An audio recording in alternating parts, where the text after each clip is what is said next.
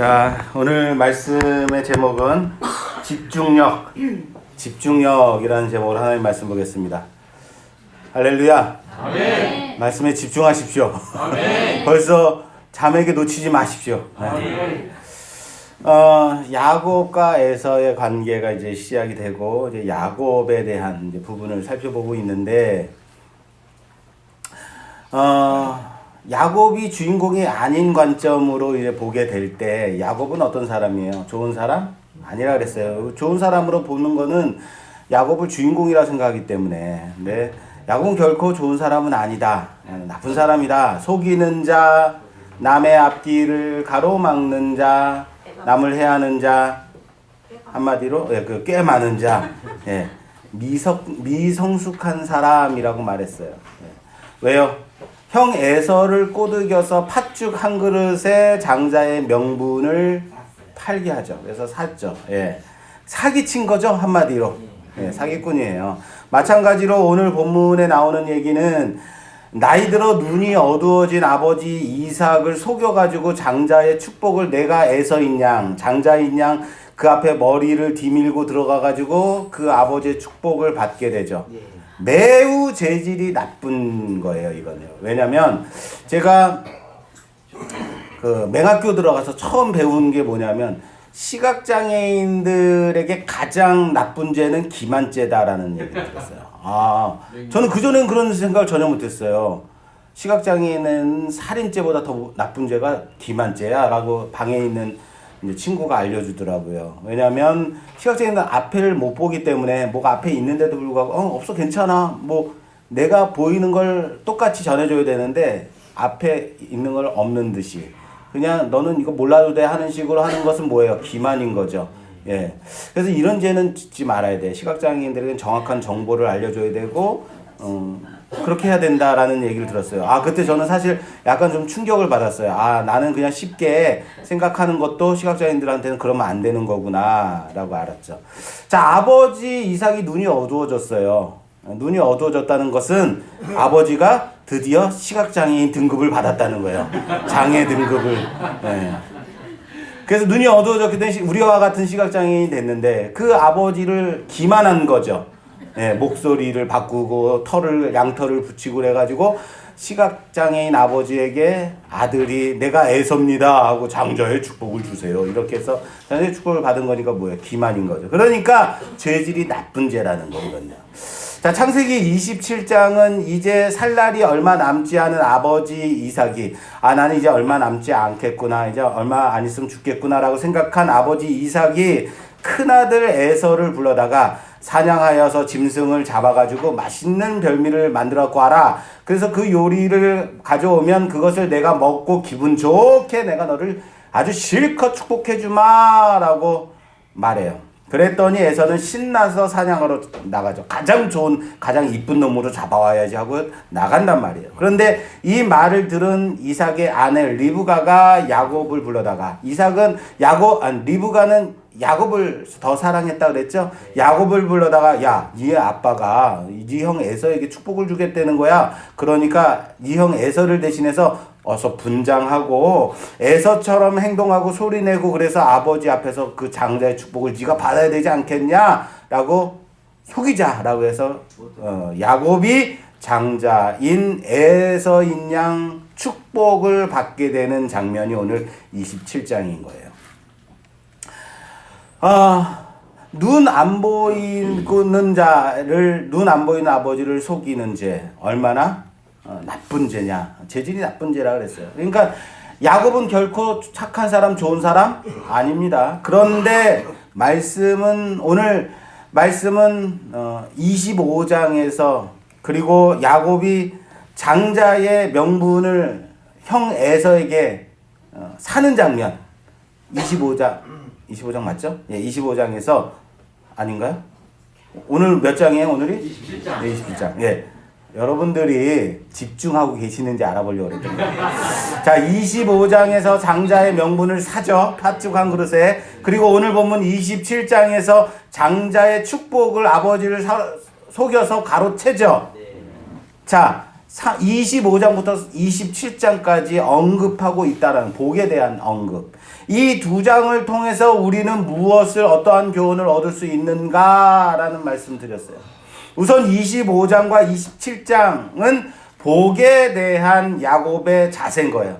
야곱은 25장부터 27장을 통해서 야곱이 장자의 명분, 장자의 축복을 얼마나 중요하게 생각하느냐, 야곱이 어떤 자세를 가지고 있느냐를 보여주는 장면이에요. 그런데 그 사이에 뭐가 있다고요? 26장이 있다. 25장과 26장, 27장 사이에 26장이 있다 그랬습니다. 이삭의 26장은 뭐예요? 이삭의 인생.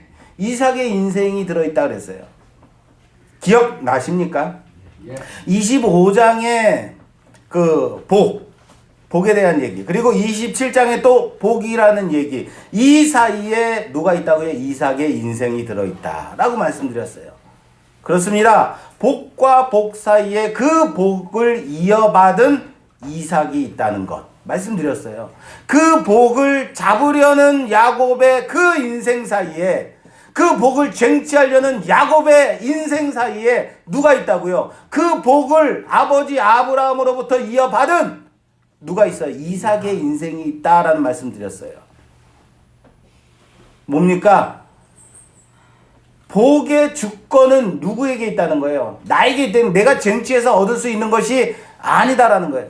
인간의 어떤 의지와 노력 여하에 그 복이 달려있는 것이 아니다라고 말씀드렸어요. 단지 그 복을 흘러가도록 하시는 하나님의 약속이 있다는 사실을 믿으라고 했습니다. 하나님의 약속이 그 복을 흘러가게 하신다라는 거예요. 그리고 그 이삭의 인생은 아버지 아브라함의 인생을 빼앗아 담았고, 그리고 그 아버지 인생을 이어받은 인생이다라고 말씀드렸어요. 그것이 26장. 그리고 오늘은 27장입니다. 믿음의 조상과 그 믿음을 이어받은 믿음의 후손의 모습을 26장이 보여주고 있다. 그 사이에서 보여주고 있다. 그러므로 약속은 그렇기 때문에 아무리 야곱이 사기치고 기만하고 그래서 복을 쟁취하려고 했다 하더라도 그렇게 얻을 수 있는 복은 아니다. 그럼 야곱은 어떠합니까? 야곱은 어때요? 야곱을 통해서, 야곱의 인생을 통해서 우리는 무엇을 교훈받을 수 있을까? 아, 우리도 사기치면 안 되겠구나. 시각적인 기만하면 안 되겠구나. 이런 건가요? 자, 오늘 우리는요, 본문을 통해서, 본문 야곱이 장자의 축복을 받는 이 장면을 통해서 한 가지를 좀 찾아보려고 그래요. 이때 야곱의 나이는 몇 살이었을까? 참 희한해요. 갑자기. 예.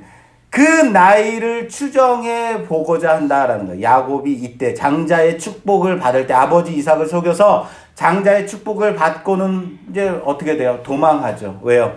에서가 죽이려고 하니까. 이때 야곱의 나이를 좀 알아보려고 해요. 이때 야곱의 나이는 몇 살이었을까? 성경에는 나와 있지 않아요. 그래서 성경 이것저것을 찾아보면 야곱의 나이를 유추할 수 있는데, 우선 야곱의 인생을 우리가 좀 알아야 돼요. 이때 이제 야곱이 아버지 이삭에게 속여서 장자의 축복을 받고, 형 에서가 얘가 나를 속였어 하고는 이제 죽이려고 그날부터 뭘 해요? 칼을 갈기 시작해요. 그리고 이걸 알고 야곱이 이제 삼촌 라반의 집으로 도망을 칩니다. 도망을 치고 그 삼촌 라반의 집에서 이제 거기서 종 아닌 처가살이를 하게 되죠. 거기서 11명의 아들을 얻고, 그리고 4명의 아내와 11명의 아들을 얻고 다시 가나안 땅으로 아버지의 집으로 돌아오게 돼요.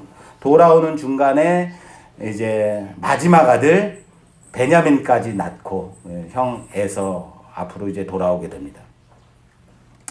자, 그런데 우리가 이 장면 가운데서 야곱의 인생 곳곳을 통해서 야곱의 지금 이 나이가 몇 살인지를 좀 우리는 찾아볼 수 있거든요. 근데 성경 곳곳을 찾아봐야 되는데, 누가 이제 제게 이런 말씀을 해주셨어요. 목사님은 설교가 다 좋은데 점자도 느리면서 뭔 그렇게 성경을 자꾸 찾아서 읽어요. 성경을 찾으면 자꾸 은혜가 안 돼요 라고 말씀을 하셔요. 그래서 제가 성경을 읽는 이유는 뭐냐면 이게 제 얘기가 아닙니다. 하나님 말씀입니다. 이거를 알려드리려고 제가 성경을 읽는 거거든요. 그런데 알겠습니다. 제가 성경을 찾아서 안 읽을 테니까 제가 지금부터 드리는 말씀은 성경에 나와 있는 말씀이다 믿으신다면 믿는다는 것을 약속하시면 성경 안 읽고 어디에 있다는 것만 말씀드리고 내용만 이제 짚도록 하겠습니다. 그럼 빨리 넘어갈 수 있어요. 자, 제 얘기가 아닙니다. 성경에 나와 있는 얘기예요. 믿으십니까? 네. 믿으셔야죠, 그럼요. 자, 창세기 47장에 가면요. 야곱이 말년에 사랑하는 아들 요셉을 다시 만나게 돼요. 그리고 아들 요셉을 따라서 기근을 피해서 애굽으로 내려오게 되는데 애굽에 내려와서 애굽 왕 바로를 만나는 장면에서 이때 자신의 나이가 야곱의 나이가 몇 살이다라고 말하는 장면이 나와요. 바로 왕에게 내 나이가 지금 130세다라고 말해요. 자, 기억하십시오. 야곱이 말년에 애굽에 내려와서 애굽 왕을 만났을 때 나이가 몇 살이다? 130세. 자, 야곱이 바로에게 말하는 그때 만났을 때의 나이가 약 130세예요. 그리고 창세기 이제 앞으로 조금 가서 창세기 41장에 가면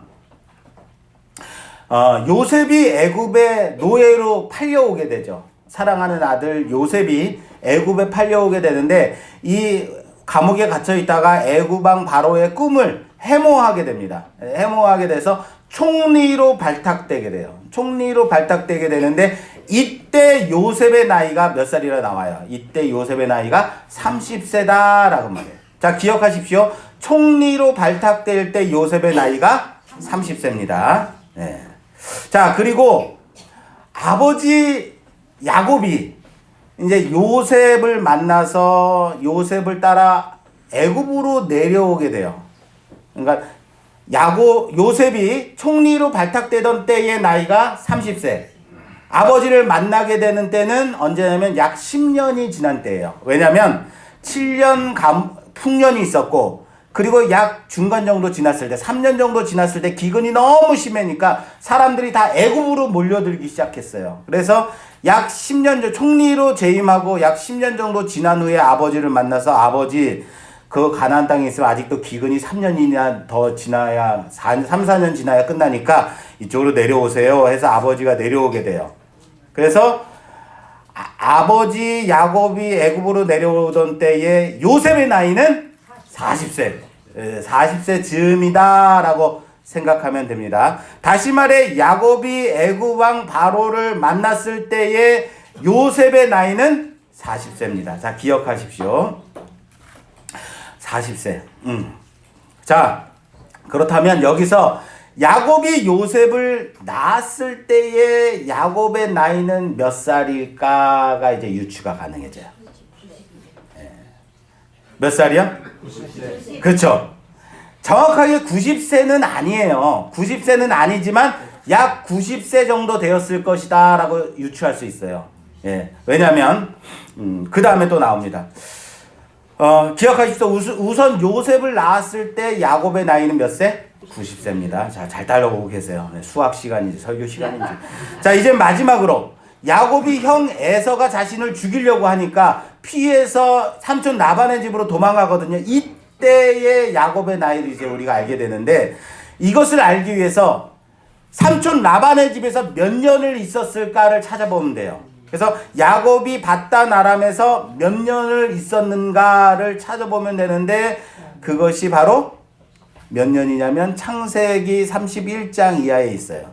아내들을 불러다가 내가 여기서 자신의 아내들에게 말합니다. 내가 외삼촌 라반의 집에서 20년 동안 내가 종살이 했다. 열심히 일했다라고 말해요. 몇 년을 있었다고요? 20년 동안.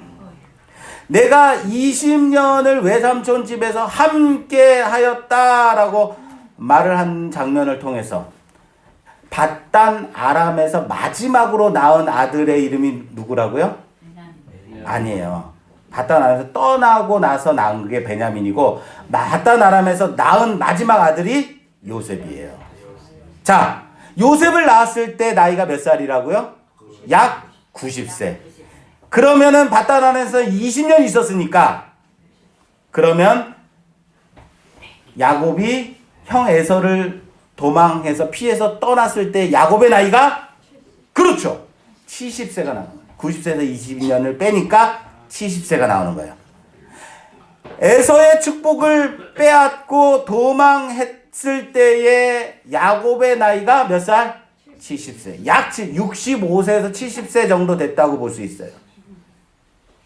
자, 그런데 왜 우리는 야곱이 장자의 축복을 속여서 빼앗은 후에 이때의 나이를 지금까지 굳이 계산해야 될까? 이해도 되지 않는데 그냥 70세니까 70세니구나 그냥 이렇게 생각되는데 왜 우리는 이걸 계산해야 될까?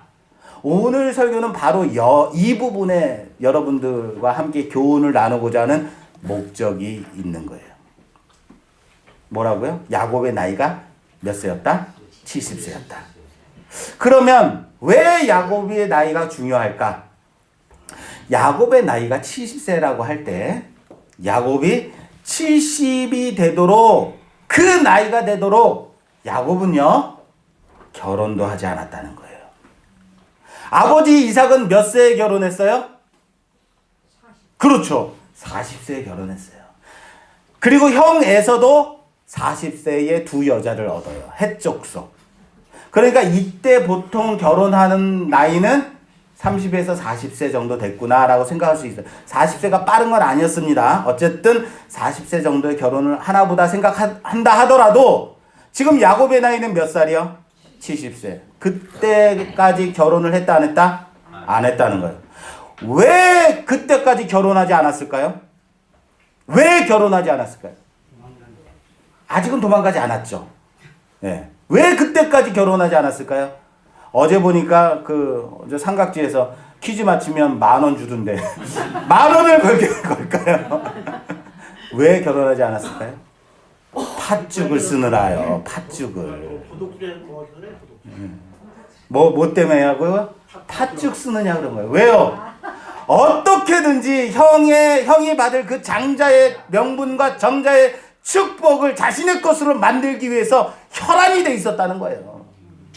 호시탐탐 형의 장자의 축복, 형이 장자를 언제 받을 건가? 내가 장자의 축복을 내가 받아야 되는데 하면서 뭐 하고 있었던 거예요? 팥죽 쓰고 있는 거예요, 계속. 팥죽 쓰고 언제 형이 축복을 받을 건가? 그것만 내 것으로 만들어야 되는데 나이 먹는 줄도 모르고 팥죽 쓰느냐고. 야곱의 인생은 온통 결혼하는 것도 있고 온통 뭐에만 집중하고 있었다는 거예요. 장자의 축복받는 거예요. 이에 반해서 형 에서는 어땠습니까? 사냥 가고 들러 놀러 다니고 또 26장 바로 전장에 보면 에서가 40세의 헷족속 2명 아내와 결혼했다 그래요. 헷족속에 여자 둘을 데려다가 한꺼번에 1+1으로 결혼했다 그래요. 그래서 그 결혼한 것 때문에 그들이 이삭과 리브가의 마음에 근심이 되었더라. 근심거리가 40세에 두 여자를 그리고 그것도 가나안 땅의 여인을 데려다가 그것이 부모의 근심이 되었다라고 말하고 있어요. 아버지 이삭과 어머니 리브가는 알고 있었습니다. 무엇을요? 복 받는 자, 은혜를 받는 자의 자세가 어떠해야 되는지, 그 조건이 어떠해야 되는지 알고 있었어요. 아버지 아브라함이 그렇게도 말렸어요. 무엇을 말렸어요? 강조했어요. 가나안의 딸과 결혼하지 말아라. 내 고향에 가서 그곳에서 아내감을 데려와라. 그래서 데려온 여자가 누구예요? 리브가예요. 아버지 아브라함이 그렇게도 강조했던 가나안의 딸과 가나안의 여인들과 결혼하지 말라고 했던 그것을 누가 범했어요? 에서가 자기 마음대로 가서 2명이나 데려다가. 그리고 아버지 이삭은 이 명령을 에서가 아닌 이삭에게 너는 가서 빨리 가서 외삼촌 집에 가서 네 아내감을 얻어라 라고 야곱을 보내요. 그래서 야곱이 아싸 잘됐다 하고 이제 형 에서를 피해서 도망가는 거예요. 자, 야곱은 결혼도 하지 않고 70세가 다 되도록 그 70년의 삶을 오로지 무엇을 바라보며 살았다고요? 복만 바라보고 살았다고요. 장자의 축복만 바라보고 살았다고요. 그랬기 때문에 야곱은 처음 25장에서 등장할 때부터 그리고 이 복을 받기 위해서 그렇게까지 형 에서를 속이고 오늘 본문에서도 아버지 이삭을 속이면서 기면하면서까지 이 복을 받으려고 했던 거예요. 이 복은 누구 거예요? 원래 이 복은 누구 겁니까? 에서 걸까요? 원래 하나님이 뭐라 그러셨어요? 큰 자가 작은 자를 섬기리라. 원래 이 복이 누구 거예요? 야곱 거예요. 그런데 야곱은 자기 것을 받기 위해서 사기치는 거예요. 내 복을 받기 위해서 아버지를 기만하는 거예요. 이 복 받으려고. 이것을 원래 내 건데 하면서 나는 이 복을 받아야만 한다라고 하면서 이 복을 받으려고 그렇게 그랬기 때문에 형 에서를 속이면서까지 장자의 명분을 빼앗을 때도 오늘 눈 어두운 아버지 이삭을 속여 장자의 축복을 받을 때도 아무렇지도 않게 이 일을 감행할 수 있었던 거예요. 이건 내 거니까요. 속이고 속이면서 말입니다.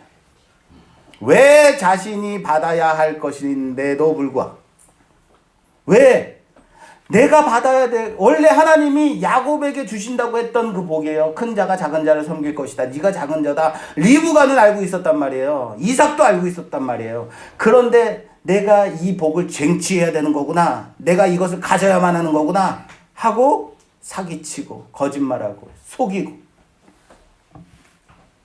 이 복은 원래 자신의 것이었음에도 불구하고 그 복을 받기 위해서 이렇게 고생하고 있다는 거예요. 큰 자가 작은 자를 섬기리라. 리브가도 마찬가지입니다. 리브가는 분명히 하나님의 응답을 받았어요. 큰 자가 작은 자를 섬길 것이다. 그런데 눈 어두운 이삭이 형 에서에게 큰아들에게 장자의 축복을 준다 그러니까 깜짝 놀라서 작은 아들 야곱을 데려다가 야 어서 가서 분장하자 이렇게 말합니다. 야곱이 그 어머니 리브가에게 이르되 내 형 에서는 털이 많은 사람이요 나는 매끈매끈한 사람인즉 아버지께서 나를 만지실진데 내가 아버지의 눈에 속이는 자로 보일지라 복은 고사하고 저주를 받을까 하나이다 라고 야곱이 말해. 그랬더니 어머니가 그에게 이르되 내 아들아 너의 저주는 내게로 돌리리니 내 말만 따르고 가서 가져오라. 가서 양털을 가져오라는 거죠. 무슨 말입니까? 네가 받을 복 지금 형이 빼앗으려고 그래. 가서 빨리 분장하고 아버지의 장자의 축복을 네가 받자. 아니 어머니 이러다가 내가 속이는 아들이 돼가지고 저주받으면 어떡해. 걱정 마. 그 저주는 내가 받을게. 자식을 향한 어머니의 잘못된 모정일 수도 있습니다. 그러나 리브가가 알고 있었던 건 확실히 이 복은 누가 받아야 되는 거예요? 야곱이 받아야 돼. 둘째가 받아야 되는 건데를 알고 있었는데 이 야곱이 받아야 될 이 복을 어떻게 받느냐의 문제가 있었던 거죠. 복을 어떻게 받는가 이걸 몰랐던 거죠.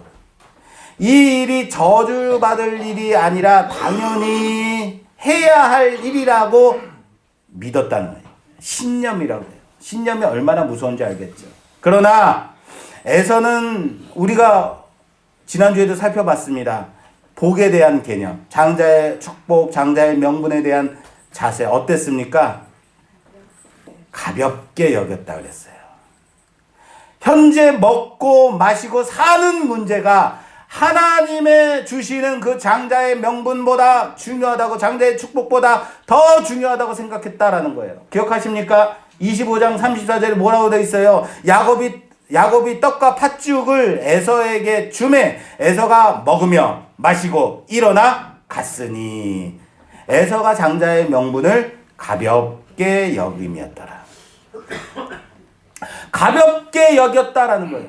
에서가 장자의 명분을 가볍게 여겼다라는 것은 영이 망한 것이라고 했습니다. 망령된 일이라고 했습니다. 이로 인해서 에서의 영이 망했다라고 말씀드렸습니다. 먹고 마시고 일어나 자기의 길을 갔다라고 그랬어요. 하나님의 복과 상관없는 자로 떠났다라고 그랬어요.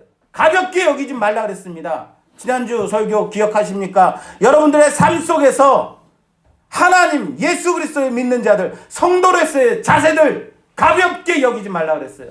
일주일 동안 여러분들 어떻게 사셨습니까? 가볍게 여기면서 사셨습니까? 아니면 그리스도인으로 중하게 성도의 그 명분 지키며 사셨습니까? 에서는 먹고 결혼하고 아이를 낳고 이 문제에만 더 집착하며 관심 가지며 살았다라는 거예요. 가볍게 여김. 내가 어떻게 하면 돈을 더 많이 벌 것인가? 내가 어떻게 하면 편하게 살 것인가? 내가 어떻게 하면 세상에서 더 나은 삶을 살 것인가? 여기에만 온통 관심이 있었던 자 누구예요? 에서예요. 그러나 야곱은 어떻습니까? 그 복이 자신의 것임에도 불구하고 그 복을 받기 위해서 사기도 치고 거짓말도 하고 결혼하지도 않고 그냥 팥죽만 그렇게 속이면서 그래 쓰고 있었던 거예요. 몇 년 동안? 70세 동안. 대단한 집중력 아닙니까? 다른 것은 고사해도 다른 것은 몰라도 이것만은 저는 높이 평가하고 싶은 거예요. 뭐예요? 복에 대한 집중력. 물론 그 복을 받는 그 방법은 잘못됐죠. 틀렸죠. 아직 모르니까. 그러나 이 복을 받아야겠다. 하나님의 복에 대한 그 집중력. 그것은 높이 사고 싶은 거예요. 그런데 그 복은 원래부터 누구의 것이었다고요? 야곱의 거, 자기의 것으로 정해져 있는 거. 그거 받으려고 그렇게 고생하고 있었던 겁니다. 기다리면 되는 건데. 하나님께로 정해진 그 택함의 복은 변치 않는다는 사실을 믿으시기 바랍니다. 그것은 사기를 친다고 해서, 기만한다고 해서, 쟁취를 한다고 해서, 속인다고 해서 어떠한 인간의 노력과 의지로 받을 수 있는 것이 아니라는 것을 믿으시길 바랍니다. 그런데 그 복을, 그것도 자신에게 이미 예정된 그것을 갖기 위해서 그렇게 치열하게 살아왔다. 사기치면서 살았다는 거예요. 왜요? 복의 개념을 몰랐기 때문에. 복이 무엇인지 몰랐기 때문에. 어떻게 받는지 몰랐기 때문에. 택함의 예정의 그 큰 은혜를 몰랐기 때문인 거예요. 여호와의 말씀을 믿지, 하나님의 말씀을 믿지 못했기 때문이죠. 그것은 네 거다 그러면 이건 내 건데 하면 되는 건데. 그렇습니다. 우리는 그렇게 우리의 최선인 양 치열하게 때로는 치사하게 사기도 치고 거짓말도 하고 남의 등도 때리면서 그렇게 살아가는 자들 아니겠습니까? 야곱처럼요. 왜요? 그것이 복을 받는 길인 줄 알기 때문에, 세상 가운데서 이게 복 받는 인생이라고 생각했기 때문입니다. 그런데 하나님의 은혜는 그렇게 인간의 노력과 의지에 있지 않다는 것을 우리는 알아야 된다는 사실을 믿으시기 바랍니다. 그래서 하나님이 원하시는 그 뜻대로 살아가면 된다는 사실을 우리는 믿고 따라가는 여러분 되시기를 주님의 이름으로 축원합니다. 아멘. 삶의 모습이 만들어져야 된다는 거예요. 하나님의 은혜 붙잡고 살아간다는 그 삶의 자세가 중요한 겁니다.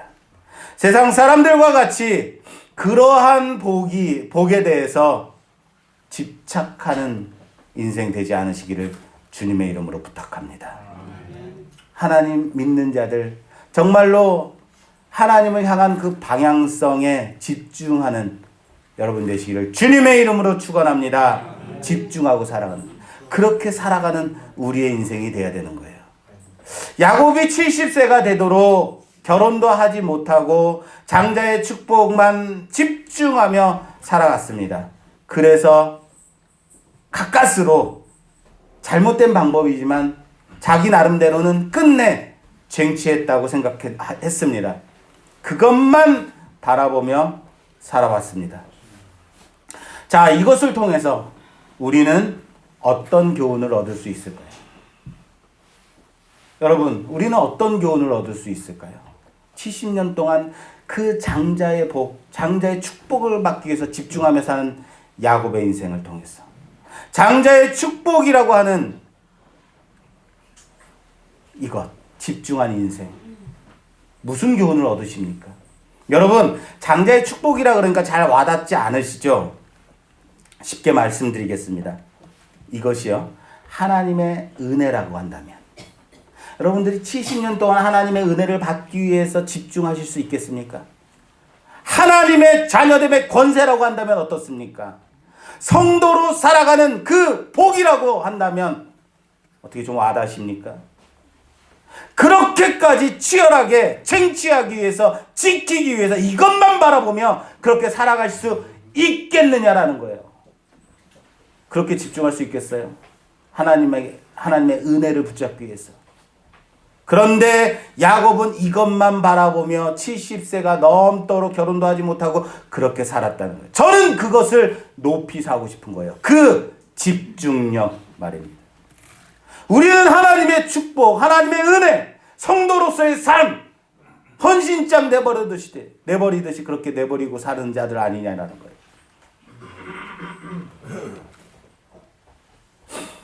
우리가 하나님의 은혜에 대해서 어쩌면 형 에서와 같이 가볍게 여기며 망령되이 살아가는 자들, 성도로서의 삶을 그렇게 망령되이 행하며 살아가고 있지 않은가 점검해야 되지 않겠냐라는 거예요. 우리가 야곱처럼 하나님의 은혜에 대해서, 그 자녀됨의 권세에 대해서, 그리스도인으로 살아가는 그 삶에 대해서 정말 집중하며 그것만 바라보며 살아갈 수 있다면 이것이 우리가 하나님을 향한 우리의 자세요, 태도라는 사실을 믿으시기 바랍니다. 그렇다면 오늘 우리는 그렇게 팥죽 쓰면서 있어야 되는 거예요. 아시겠어요? 언제 하나님이 내게 은혜 주실까 하면서, 하나님이 언제 그 얼굴을 내게로 향하여 하나님의 신령한 복 내려주실까? 하나님께 집중하는 여러분 되시기를 주님의 이름으로 축원합니다. 말씀에 집중하십시오. 성도로 살아가는 그 삶에 집중하십시오. 말씀의 삶, 은혜의 삶, 성도의 삶을 포기하지 마시라고요. 가볍게 여기지 마시라고요. 중하게 여기며 집중하며 살아가는 우리가 되기를 주님의 이름으로 축원합니다. 야곱의 삶을 통하여서 우리가 배울 것은 사기치라는 게 아니에요. 남의 등 떠밀라는 게 아니에요. 뭐 하라는 거예요? 집중하라는 거예요. 맞습니다. 집중하라는 거예요. 하나님의 은혜에 집중하십시오. 하나님을 바라보는 데 집중하십시오. 우리의 삶의 자세를 그리스도인으로, 성도로 살아가는데 집중하며 살아가는 여러분 되시기를 주님의 이름으로 축원합니다. 축원합니다. 우리 이 시간, 우리 하나님이 주신 귀한 말씀 생각하며 함께 기도하는 시간 갖도록 하겠습니다. 이